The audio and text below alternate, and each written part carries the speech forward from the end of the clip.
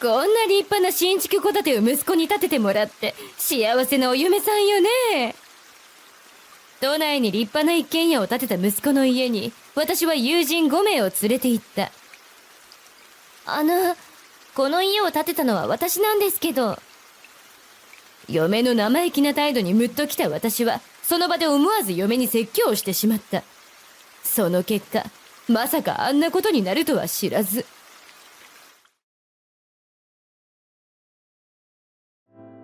私の名前は成枝雅子。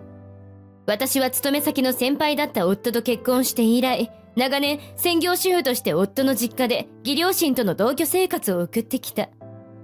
結婚してから長い間、子供には恵まれなかった私たち。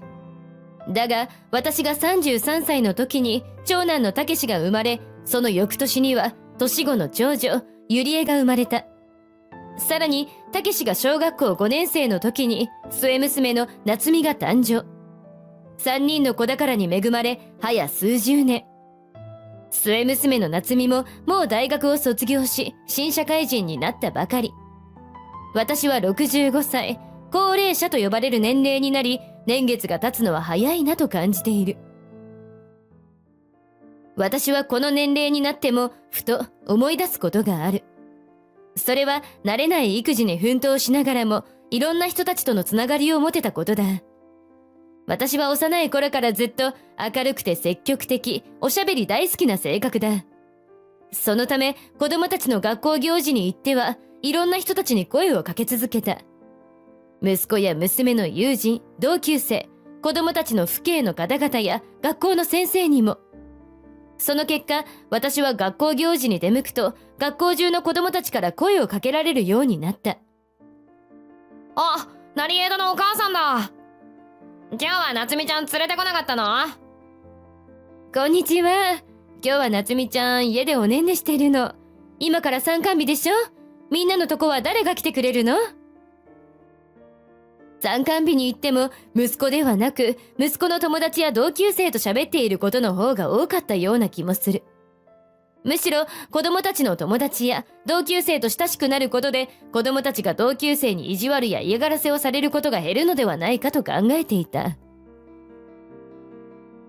一方で息子も娘も母親である私とは正反対の性格だ。私が誰彼構わず話しかけるため恥ずかしい思いをさせてしまったのかもしれない。人見知りが激しく引っ込み思案な性格に育ってしまった。特に息子は仲がいい男友達とは狭く深く関わるがさほど仲良くない人や女子、初対面の人には全く自分から話しかけない。お母さんはあんなにおしゃべりなのにあいつ全然喋んないじゃん。自分が喋らなくてもお母さんが全部代弁してくれると思ってるんでしょ。私は当時知らなかったが、私と息子の性格が真逆であることを陰でクスクス笑っている女子生徒たちもいたそうだ。そんな女子生徒を黙って見てきたのが将来息子の嫁となるリサちゃんだった。私の家からリサちゃんの家までは徒歩2分程度の距離。リサちゃんは息子の幼稚園の頃からの幼馴染で私から何度も声をかけ続けたが人見知りのためすぐうつむいてしまう。よかったらうちに遊びにおいでよ。リサちゃんに会うたびに声をかけたがリサちゃんは小さな声で一言いやとだけ言う。リサちゃんのお母さんは苦笑いを浮かべながらこう言った。この子ったら人見知りが激しくて、今は女の子のお友達と一緒におままごとや人形遊び、アイロンビーズで遊ぶのが楽しいみたいなんです。息子とリサちゃんは幼稚園と小学校、中学校の10年間、同じ幼稚園や学校に通っていたにもかかわらず、一度も同じクラスになることがなかった。近所だからこそ母親同士ではよく喋っていたが、本人たちが喋ることは一切ない。このまま子供たちはそれぞれの高校へと進学し、別々の未来を歩むものだと思っていた。しかし、子供たちが社会人になってから早8年。リサちゃんのお母さんからこんな相談を受けることが増えた。娘が職場恋愛で出会った人とのトラブルで退職することになったの。さらに再就職してもマッチングアプリで出会った彼氏とのトラブルでまた精神を病んでしまったの。ご飯も食べないしお風呂に入らない。私が声をかけてもすぐ怒るから困っていて。どうやら息子の同級生だったリサさんは恋愛や結婚をしたいという強い意志はあるものの、恋人との揉め事やトラブルに発展するとすぐに心が折れてしまうらしい。一方で、うちの息子は女性との出会いがほとんどない建築会社に就職し、30歳になるが、実家で暮らし続けて弁当作りや炊事、家事などを私に丸投げする。仕事こそ懸命にこなしているものの、将来の結婚が期待できない子供たち。私はこんな提案をしてみた。いっそのこと二人を合わせてみない？案外似た者同士だし、もし気が合うようならうまく話が進むんじゃないかしら。リサさんのお母さんもこう言う。そうね。これまで一度も話したことがないわけだし、話してみたら意外と気があったりなんてこともあるんじゃないかしら。正直、親同士で勝手に決めた話だ。本人たちはお互いに向き合い、完全に何の感情もない無表情をしていた。だが、恋愛での揉め事やトラブルで疲れ切っているリサさんと、会社と家の往復ばかりで全く出会いがない息子。お互いの恋愛や結婚に関する悩みを打ち明けたことで意気投合したようだ。今時では珍しいお見合いで、二人は半年の交際期間を経た後、入籍した。入籍してすぐ、近所のアパートで暮らし始めた息子から、電話でこんな話を聞いた。こんな狭いアパートじゃ、子供が生まれてから慌てて広い家に引っ越すことになるんじゃないかと思って。だから、新築戸建てを建てることにしたんだ。まあ、いいじゃない。将来のこともしっかり考えてて偉いわね。私は大喜びで新築戸建ての完成を待った。息子から新築戸建てを建てると聞いて10ヶ月が経った頃、ついに新居が完成したとのことで息子から LINE が届いた。都内の一等地に 4LDK の新築戸建てを建てたんだ。将来子供が生まれても広々と住めるようにと思ってさ。まさかそんな立派な新築戸建てを建てるとは思わず、私は感激した。せっかくたけしが建てた立派な家を誰にも見せないなんてもったいない。今度友人5人を連れて新居祝いに行くから、詳しい日時はまた後で伝えるわね。本当は今すぐにでも夫や同居する義母にも見てもらいたかった。だが93歳の義母はつい先週ゴミ出しに行った時の砂利道でつまずいて転倒したのだ。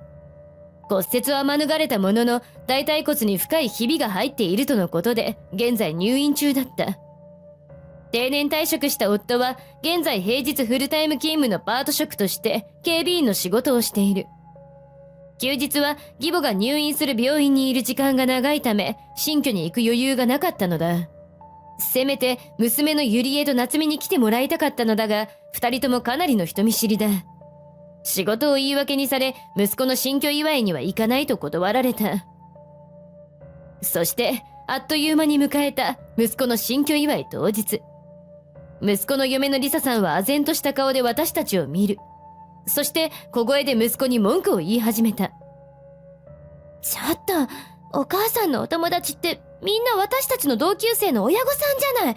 てっきりお母さんの学生時代からの旧友でも連れてくると思ってたわ。しかも、なんで私のお母さんまで招待されてるの？俺だって知るかよ。文句があるなら母さんに言ってくれ。深いため息をつきながら、リサさんはしぶしぶ来客に出すお茶やお茶菓子の用意を始めた。もっと友人たちの来訪を快く出迎えてくれるかと思っていたが、この態度だ。私はこの時点でリサさんに少し注意をしたい気持ちが芽生えた。だが、友人の前で嫁に声を荒げるなんてとんでもない。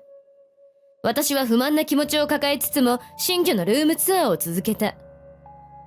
こんな立派な新築戸建てを息子に建ててもらって、幸せなお嫁さんよね。私がそう言うと、友人たちも賛同する。本当よね。うちなんて、この家と比べたら犬小屋程度よ。私もお父さんに相談して、増築リフォームをお願いしようかしら。私は何の悪気もなく言った言葉だったのだが、どうやらこの会話がリサさんの気に障ったらしい。この家を建てたのは私なんですけど。リサさんの生意気な態度にムッときた私は、その場で思わず嫁に説教をしてしまった。リサさん、こういう時は家を建ててくれたたけしに感謝して夫を建てるものでしょ。いくら自分が家を建てれなくて悔しいからって変な嘘つくんじゃないの。それにね、あなたにこの家を建てられるほどの収入なんてないでしょ。すると、さっきまでおとなしく新居のルームツアーに参加していたリサさんのお母さんが口を開く。あら、うちの娘の貯金ならこの家くらい余裕で建てられますよ。リサさんのお母さんのこの一言で全員が驚いてリサさんとそのお母さんに注目した。リサさんのお母さんからは私の知らない話が次々と出てきた。リサさんは2度の恋愛トラブルで精神を病んでしまったことをきっかけに完全に異性との出会いを断ち切ったそうだ。在宅でできるウェブライターの仕事を始め、仕事場は実家。息子と結婚してからはアパートや新居などに仕事場を変えたようだが、休日は母と一緒に買い物に行ったり、娯楽施設や日帰り旅行を楽しんだりする日々を送っていた。あっという間にリサさんにはウェブライターとしての実績や高評価が集まり、受注する仕事もどんどん増えていったとのこと。はじめは一人でしていた仕事も母親の手伝いが必要な状況になり、やがて他のライターと協力して仕事を進めるようになっていった。会社員の収入って初めはせいぜい20万程度でしょ。だけどね、フリーランスの方が案外会社員よりも上の収入を目指すことができるのよ。その話に私が連れてきた友人たちはみんな興味を持っていろんな質問をしている。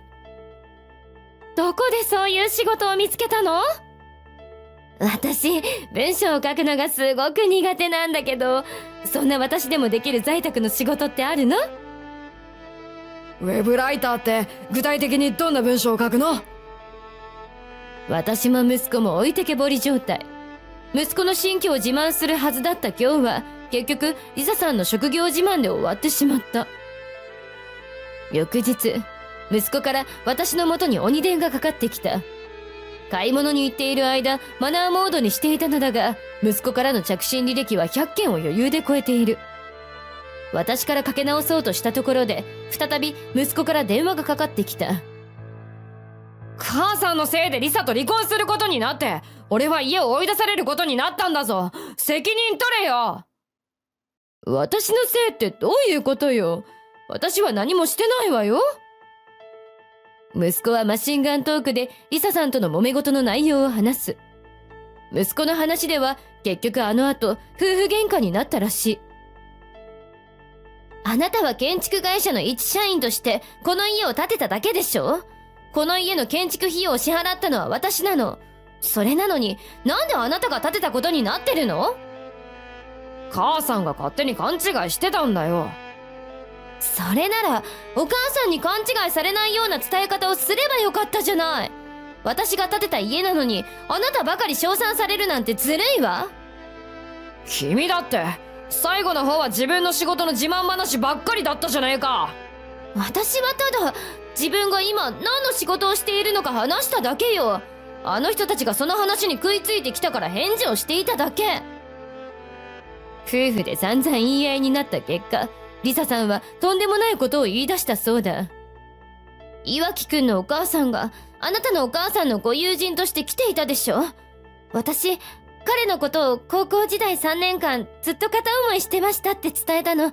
そしたら今度本人に会わせてくれることになって。恥ずかしそうに顔をあからめるリサさんの顔を見た息子は大きなショックを受けたと話す。リサと初対面から交際期間中も結婚してからも、あんなに恥ずかしそうに顔をあからめるリサの姿なんて一度も見たことがない。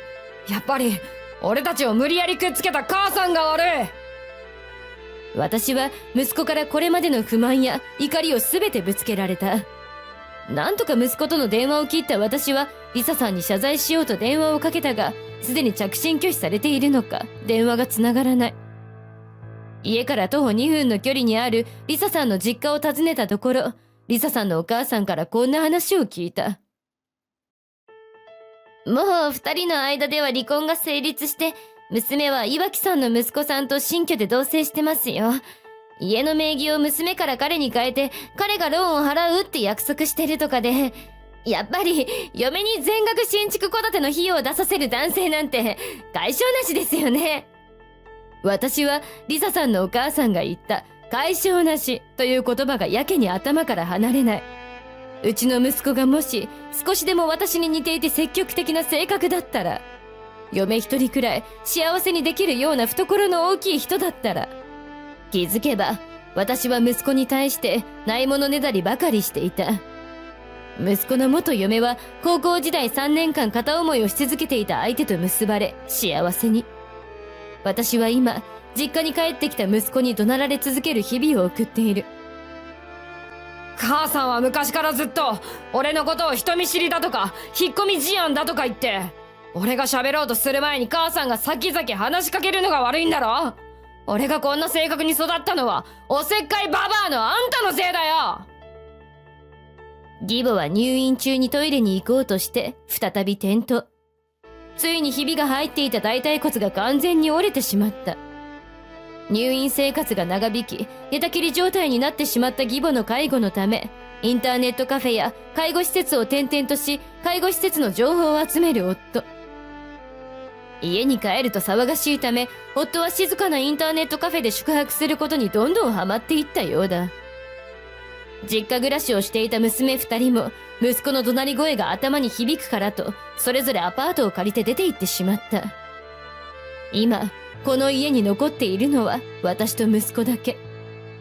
これまではおとなしかった息子だが、内々にかなりの不満を溜め込んでいたようで、幼少期の頃に感じていた不満から小学生の頃嫌な体験をしたこと、思春期に悩まされていたことなどを一気に吐き出すようになった。こんなことになるならば、あまり出しゃばるようなことはせず、息子に自由に学生生活を送らせてあげればよかったと思う。特に結婚においては、私から近所の幼馴染との結婚話を持ち出したことを深く深く後悔する日々を送っている。家にいると息が詰まるような思いでどんどんストレスが溜まっていく。気晴らしも兼ねて義母の見舞いに行き、寝たきり状態の義母に泣きつきながらこれまでの話を洗いざらい話した。